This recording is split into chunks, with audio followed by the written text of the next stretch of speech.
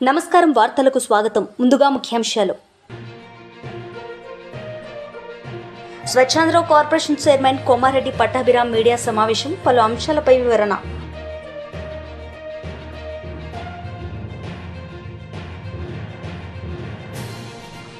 RS Praveen Kumar media సమావేశం, పలు అంశాలపై వివరణ.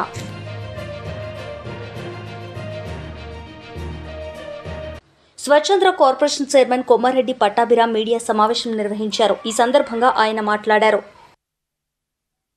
ఇక అసలు మనం ఈ అమ్మఒడి పథకం గురించి, గతంలో ఏం జరిగింది, ఏ విధంగా జగన్మోహన్ రెడ్డి రాష్ట్రంలో ఉన్నటువంటి తల్లులందరినీ మోసం చేశాడు, ఇప్పుడు ప్రతి ఒక్క తల్లికి చంద్రన్న సర్కార్, చంద్రన్న ప్రభుత్వం, ఎన్డీఏ కూటమి ప్రభుత్వం, నారా లోకేష్ గారి సారథ్యంలో విద్యాశాఖ మంత్రిగా ఏ విధంగా ప్రతి ఒక్క బిడ్డకి న్యాయం చేస్తూ ఉన్నారన్నది ఇవాళ కొన్ని గణాంకాలతో సహా, వాళ్ళలాగా మేము నిరాధారంగా ఏది మాట్లాడడం కాబట్టి చాలా వివరంగా ఇప్పుడు మేము ముందు ఉంచుతాం. ఒకసారి దానిలోకి వెళ్లే ముందు ఒక్కసారి గతంలో జగన్మోహన్ రెడ్డి గారు, ఆయన శ్రీమతి గారు భారతి గారు ఏమన్నారో ఒకసారి మళ్ళీ విందాం. బిడ్డను బడికి పంపితే 15,000, ఇద్దరు బిడ్డలను బడికి పంపితే 30,000 తల్లికి సంవత్సరానికి. ఒక బిడ్డను బడికి పంపితే 15,000, ఇద్దరు బిడ్డలను బడికి పంపితే 30,000 తల్లికి సంవత్సరానికి. విన్నారు కదమ్మా ఏం చెప్పారు? 2019 ఎన్నికల ప్రచారం సందర్భంగా భారతి గారు స్వయంగా జగన్మోహన్ రెడ్డి గారు శ్రీమతి గారు ఇంటింటికి వెళ్ళి, అమ్మా ఒక బిడ్డని బడికి పంపితే 15,000, ఇద్దరు బిడ్డల్ని బడికి పంపితే 30,000, ముగ్గురు బిడ్డలు పంపిస్తే 45,000 అని ఇంటింటికి వెళ్ళి ఆవిడ మాట్లాడినటువంటి మాటలు మళ్ళీ ఒకసారి రాష్ట్ర ప్రజలకి గుర్తు చేస్తూ ఉన్నాం. కానీ ఆ తర్వాత వాళ్ళు చేసింది ఏంటి, ఎంత దగా చేశారో, ఎంత మోసం చేశారో ఇప్పుడు ఒకసారి మీకు వివరిస్తాను. విన్న తర్వాత ఇవన్నీ జగన్మోహన్ రెడ్డి బులుగు ఛానల్స్ వాళ్ళు కూడా చూస్తూ ఉంటారు. దీనికి వాళ్ళు ఏం జవాబు చెప్తారో కూడా చూద్దాం. ఆనాడు జగన్మోహన్ రెడ్డి, భారతిరెడ్డి ఇంటింటికి వెళ్ళి ఇచ్చినటువంటి హామీ ప్రకారం ప్రతి ఒక్క బిడ్డకి ఎంతమంది ఉంటే అంతమందికి ఇస్తామని చెప్పారు కదా. ఆ హామీ ప్రకారం వాళ్ళు ఎంత ఇవ్వాలి, ఇవాళ రాష్ట్ర ప్రభుత్వం తీసినటువంటి లెక్కల ప్రకారం ఇవాళ అర్హులైనటువంటి విద్యార్థులు దాదాపుగా 67,27,164, 67,27,164 అర్హులైనటువంటి విద్యార్థులు. సో ఆనాడు జగన్ రెడ్డి, భారతిరెడ్డి ఇచ్చిన హామీ ప్రకారం సంవత్సరానికి 15,000 చొప్పున 10,000 కోట్ల రూపాయలు, 10,000 కోట్ల రూపాయలు జగన్మోహన్ రెడ్డి తల్లుల ఖాతాల్లో వేయాలి. కానీ వాస్తవానికి జగన్మోహన్ రెడ్డి తల్లుల ఖాతాల్లో వేసిందంతా కేవలం సంవత్సరానికి 10,000 కోట్లు, 5 సంవత్సరాలకి లెక్కేస్తే 50,000 కోట్లు.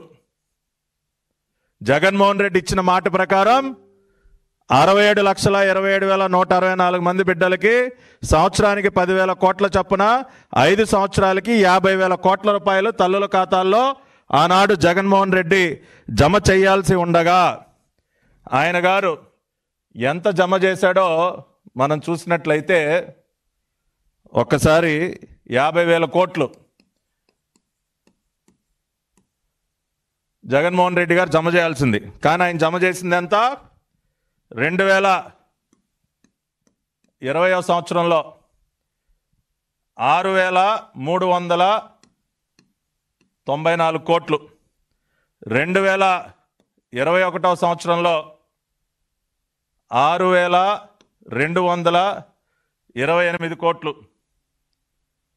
2022లో 5,715 కోట్లు, 2023లో 5,440 కోట్లు, 2024 జనవరిలో కేవలం.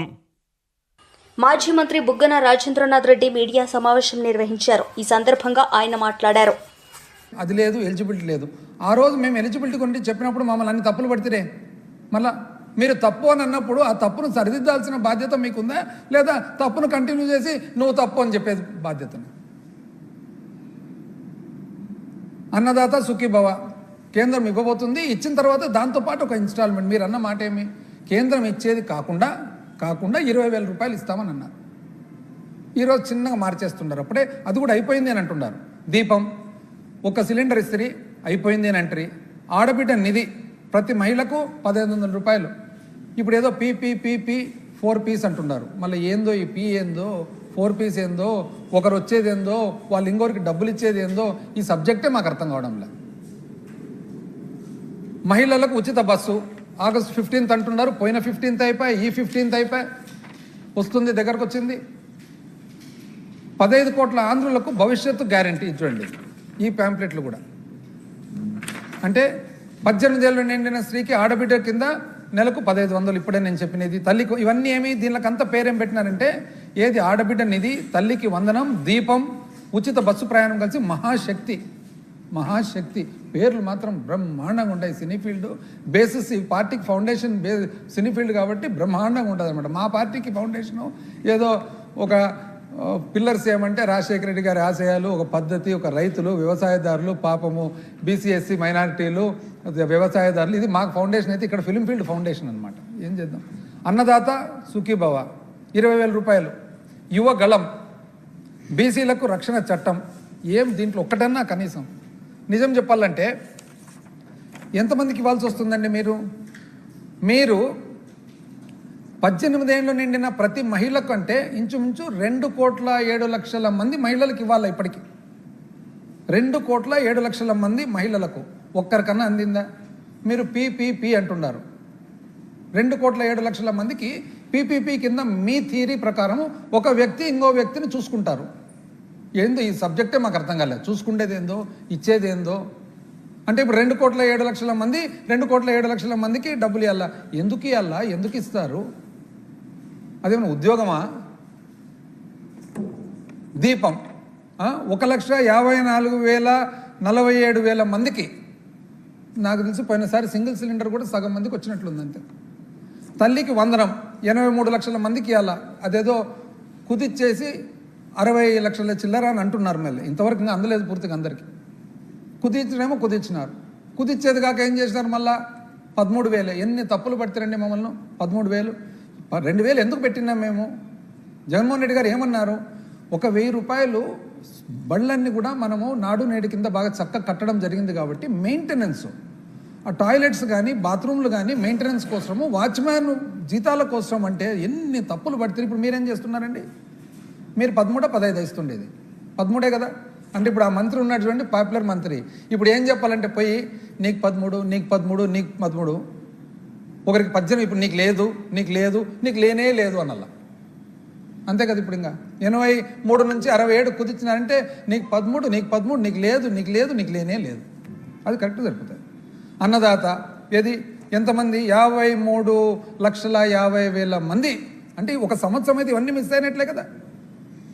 స్థానిక బస్సుల్లో ఆడవాళ్ళందరికీ కూడా ఫస్ట్లో ఏమంటారు? మొత్తము మహిళలందరూ కూడా అమాయకంగా, ఎందుకంటే మీరు గొప్ప స్థాయిలో మీరు చెప్తారు, మీరు చూస్తే షూరిటీ ఎంట్రీ, ఇంకోరు పార్టీ ప్రశ్నించేదానికి పార్టీ పెట్టిన ఆయన గ్యారంటీ అనే పెద్ద ఆయన ఫోటో పెట్టుకుంటారు, పైన కౌంటర్ గ్యారంటీ, ఇంకొక ఆయన వారంటీ.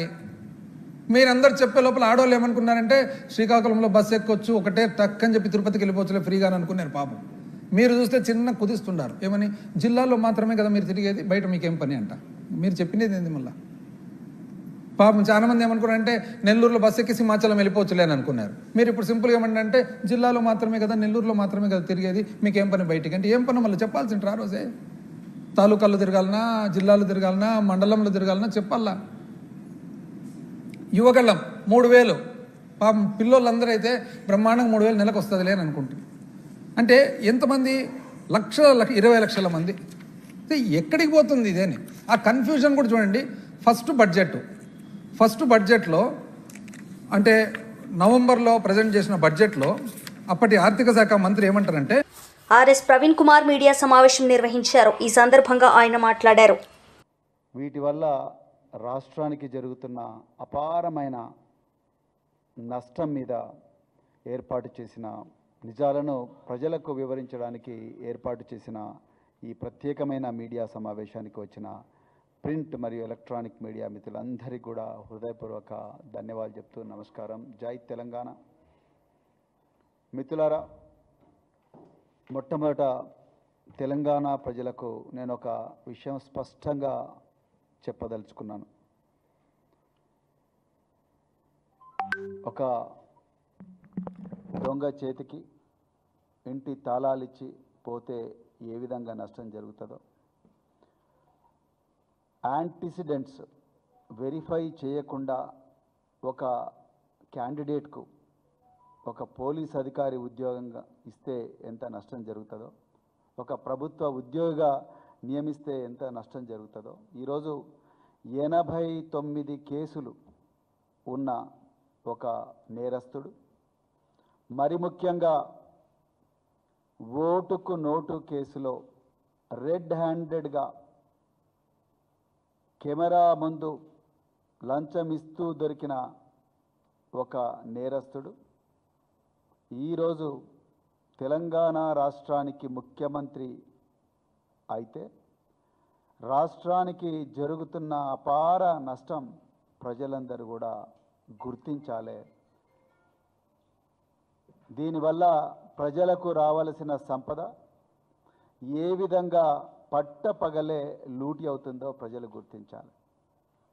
నేను ఇక్కడ లంకె బిందెలు ఉంటాయి అనుకోనేమో వచ్చిన అబద్ధాలు చెప్తేనే ప్రజలు నమ్ముతారు, నిజాలు చెప్తే ప్రజలు నమ్మరు అని బాజాప్తా మీడియా ముందు స్టేట్మెంట్ ఇచ్చి మరి ఈరోజు ముఖ్యమంత్రి గద్దె మీద కూర్చున్న రేవంత్ రెడ్డి, అదే రేవంత్ రెడ్డి చేతిలో హోంశాఖ, అదేవిధంగా రాజ్యాంగ సంస్థలు అలాంటి నేరస్తుడి చేతిలో ఉంటే రాష్ట్రానికి ప్రజలకు జరుగుతున్న అపారమైన నష్టం గురించి ఈరోజు నేను స్పష్టంగా మాట్లాడాలనుకున్నాను.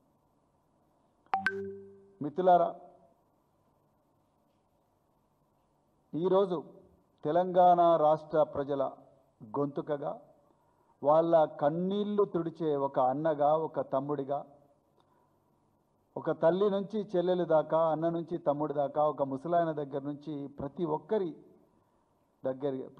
దగ్గరికి వెళుతూ వాళ్ళ కష్టాలు తెలుసుకుంటూ ఎన్నో ఇబ్బందులున్నా, ఎన్నో అడ్డంకులున్నా, ఎన్నో అక్రమ కేసులున్నా మరి అలా వీరోచితంగా పోరాడుతున్న కేటీఆర్ గారు లగచెర్ల నుండి ఆదిలాబాద్ వరకైతేనేమి, మహబూబాబాద్ నుంచి మహబూబ్నగర్ వరకైతేనేమి, మూసీ నది పరివాహక ప్రాంతం అయితేనేమి, మంజీరా పరివాహక ప్రాంతం, ఎక్కడ సమస్య ఉన్నా అక్కడికి ఆగమేఘాల మీద పోయి అక్కడ ప్రజల గొంతుకగా ఉండి ప్రజల తరపున పోరాటం చేస్తున్న కేటీఆర్ గారి మీద ఈ రేవంత్ రెడ్డి ముఖ్యమంత్రి అయిన తర్వాత ప్రజాప్రభుత్వం అనే పేరుతోని ప్రతీకారం తీర్చుకున్నందుకు వచ్చిన కేసులు 14, అన్ని అక్రమ కేసులే.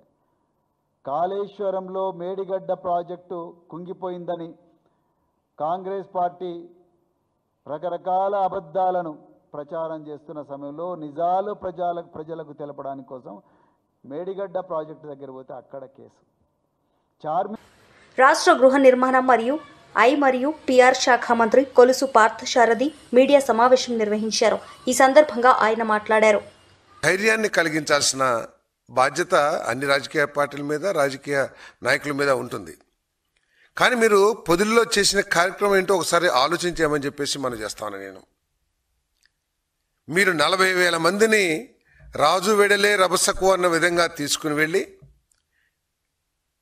అసలు సమస్యని పక్కదో పట్టించి రైతులు ఏదైతే సమస్యలు ఎదుర్కొంటున్నారో, రైతుల సమూహాన్ని ఎవరైతే నష్టపోయారని మీరు భావిస్తూ ఉన్నారో అటువంటి రైతుల గ్రూప్ని ఒక చోట మీటింగ్ ఏర్పాటు చేసి వారి సమస్యలు మీరు సానుకూలంగా విన్నట్లయితే మీరు నిజంగా మీ ఉద్దేశం మంచిదే అని చెప్పేసి ప్రజలు భావించడానికి అవకాశం ఉండేది.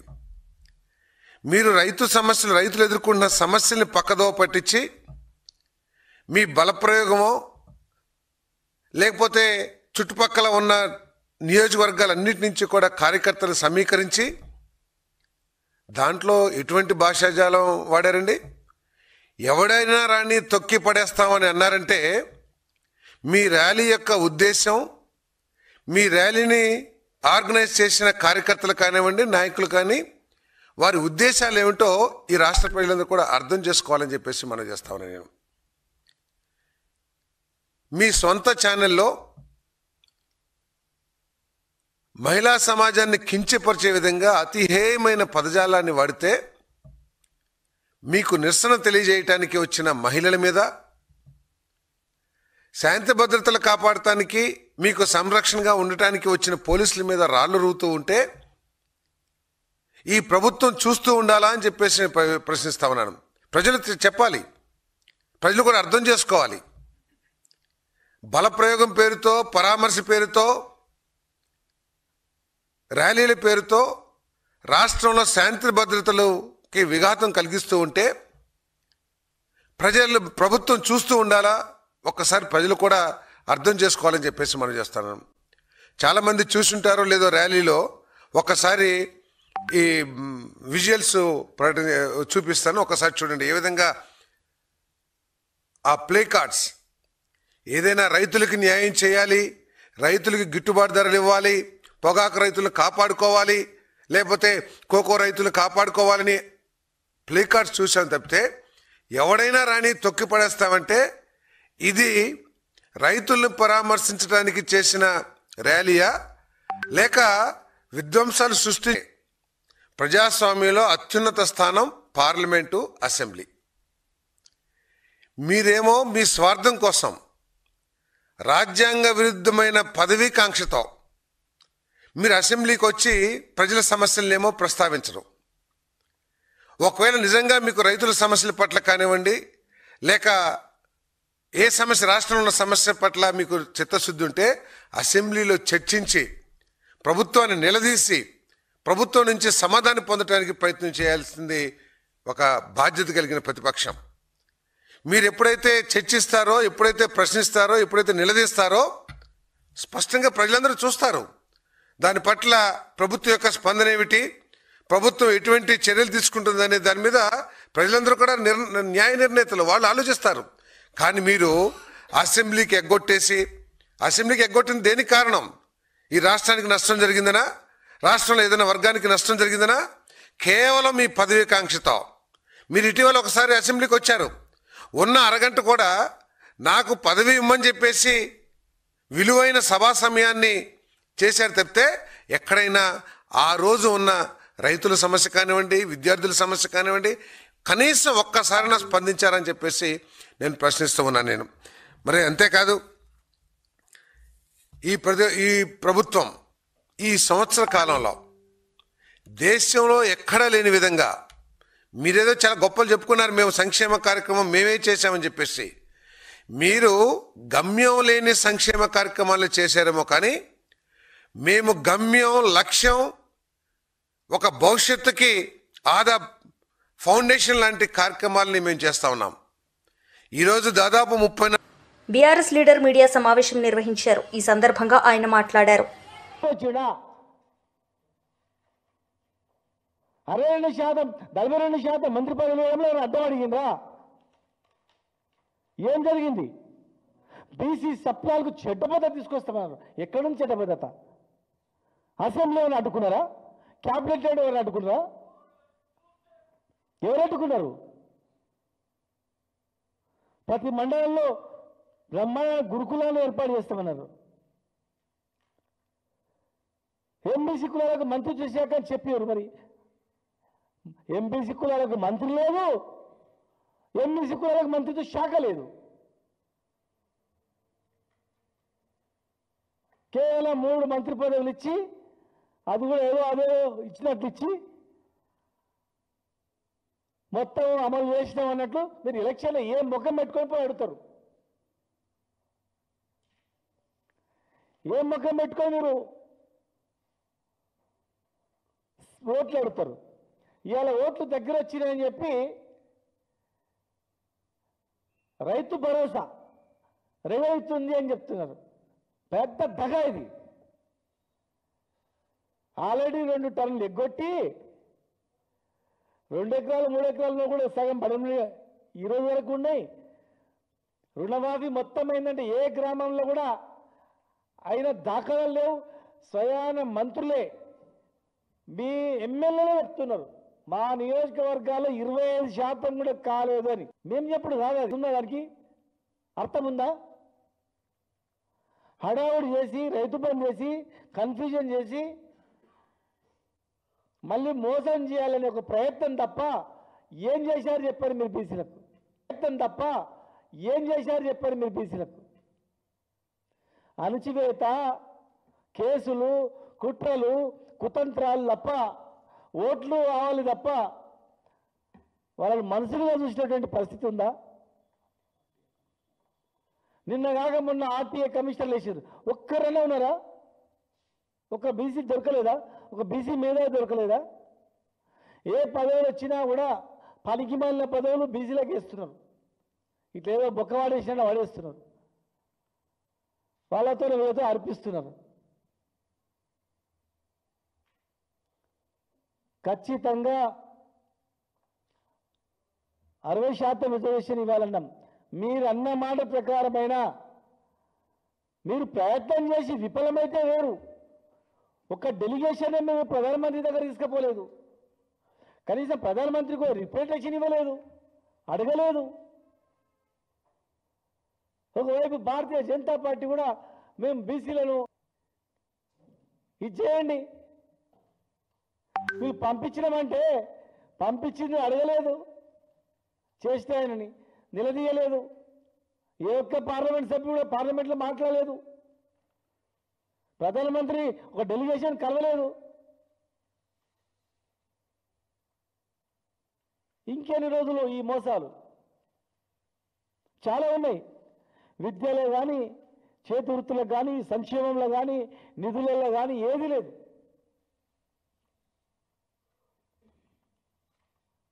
మళ్ళీ రైతుల పేర్ల మీద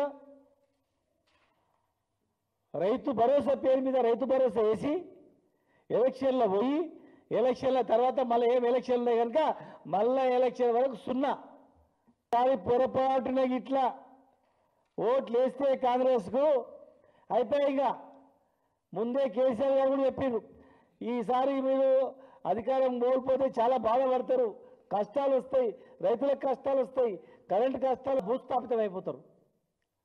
ఖచ్చితంగా అన్న మాటను నిలబెట్టుకోవాల్సిన ప్రభుత్వం వాళ్ళపైన ఉంది. భయభ్రాంతులకు గురి చేస్తుంది. వార్తలు ముగించే ముందు ముఖ్యాంశాలు మరోసారి. Swachhandhra corporation chairman Komareddy Pattabhiram media సమావేశం, పలు అంశాలపై వివరణ.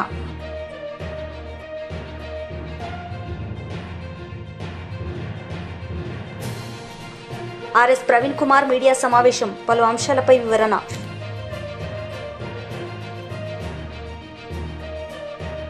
ఈ వార్తలు ఇంతటితో సమాప్తం. తిరిగి ప్రసారమయ్యే వార్తల్లో మళ్ళీ కలుద్దాం. అంతవరకు సెలవు. నమస్తే.